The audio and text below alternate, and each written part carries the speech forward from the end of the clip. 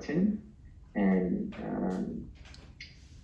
she'll be reading poetry from Your Front Lines. Good morning. Present? Yes. Good morning. Can you hear me and see me? Great. Yes, we can. Good morning. My name is Teresa, and today I will be your nurse from the front lines. The pandemic has raised an important question for nurses. Is nursing our calling or our kryptonite? Kryptonite is real for nurses. We have our own special brand of it. Maybe your kryptonite carries those extra 30 pounds of stress or work until you drop mentality. My kryptonite came from ungrieved losses that were accumulating faster than I could process during the pandemic. But what could a nurse do? I turned to poetry. My poems pushed me to acknowledge that I was embracing ideas and habits that were killing my inner love, joy, and peace. And without inner love, joy, and peace, how could I bring healing to others? My poems gave me the tools to neutralize my kryptonite and rise with the strength of positive thinking, joy in my heart, and compassion for the souls around me. The power to author and re-author my thoughts through poetry and prose has been the single greatest tool to transform me and neutralize my kryptonite, one poem at a time. Join me for a poetry reading from the front lines.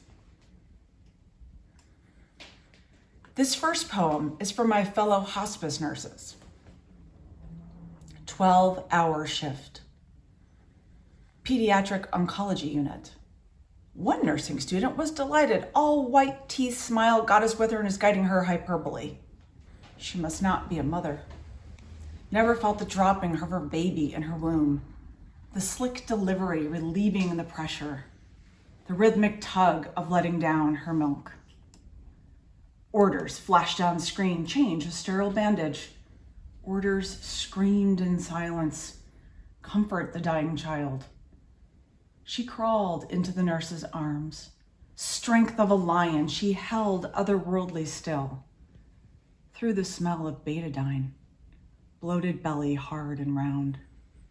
Docs rounded, said nothing, left no hope. Head shaking, heavy shoulders, no new orders. She stared into her nurse's soul, her eyes enormous and blue, with a knowing that we could not know. She slept in our arms, pressed against the vibrations, humming rhythms from long ago women. 12 hours, a nurse's time. This second poem is for my COVID patients. My affairs are not in order. Heaviness, the weight of a wave pinning my chest to the bed. No wheezing or gasping, just quiet, shallow breaths. No one to call for help. Husband is working, can't be disturbed at the firehouse. Children on my bed whining for something. Not really sure what they want. I'm confused, hard to stay focused, find the phone. Riding to the ER in the neighbor's back seat, dirt road with deep potholes. Every bounce shortened the shallow breaths. Pain piercing my right fifth intercostal.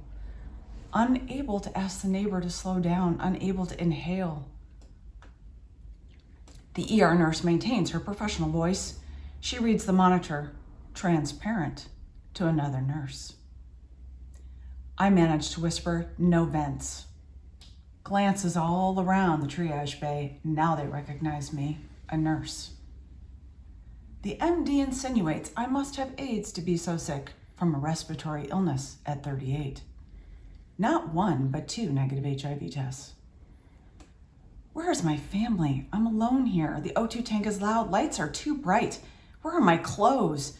No blanket, I'm shaking. My left arm is cold and swollen. The IV looks blown. Can't hit the call bell. Too tired.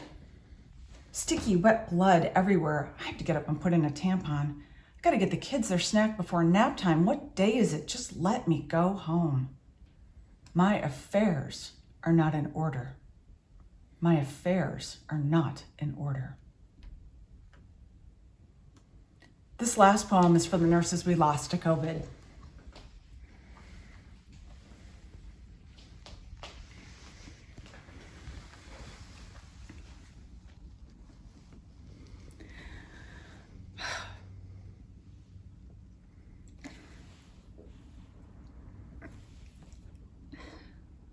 White shoes at the White House.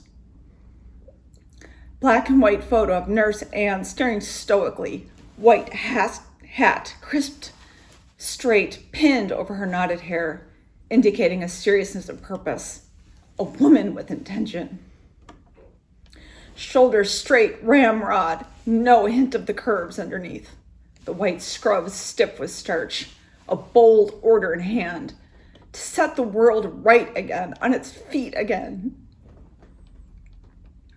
A woman wearing white leather shoes, no scuffs or muddied edges, well worn. The white shoes walk with the doctor. The white shoes rest while she holds the dying man's hand. The white shoes are cleaned, though they're bloodied, storied. The white shoes of the nurse who heals, the nurse who brings light to the sick and the dying. 200 pairs of white shoes were placed on the steps of the White House today. Removed from the healing sisters and brothers who will no longer clean their shoes of blood, rest quietly to hold a dying man's hand, or walk with her tribe of healers ere again.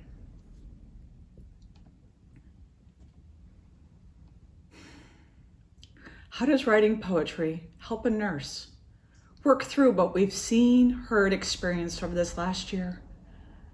How can poetry help us fall back from the front lines? The creative process of writing poetry and prose allows one to reframe, re-author, and ultimately repurpose your life. More importantly, the creative process forces us to ask and answer hard questions. These questions are critical to examine the journey to becoming resilient. Question number 1. Who is your mentor? Mentee. One woman told me over and over when I was young, "You are strong. I see you. You can do this." This made all the difference. Who is that person for you? Are you that person for someone else? Creativity and mentorship go hand in hand. Question number 2. What do you create for the sake of creating?